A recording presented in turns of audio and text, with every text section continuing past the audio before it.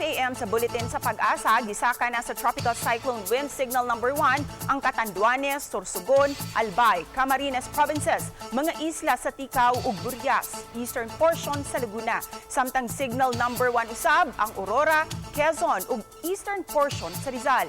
Nasigpatan ang mata sa Bagyong Amang sa kadagatan sa San Andres, Catanduanes. Aduna kini gikusgon nga hangin nga moabot sa 45 kilometers per hour. Sa pagkakaroon gumikan sa bagyo, magpabiling baluron og delikado sa mga gagmayng sakayang pandagat nga mulawig sa kadagatan sa Quezon, Camarines Provinces, Catanduanes, Albay, Sorsogon, Marinduque ug Burias Island. Karong buntaga gipanglantawan ang pag-uwan sa Bicol Region ug pipila ka bahin sa Mimaropa ug Calabarzon. Kini base sa rainfall forecast sa Metro Weather. Posible usab ang pag-uwan karong hapon sa pipila ka bahin sa Mindanao.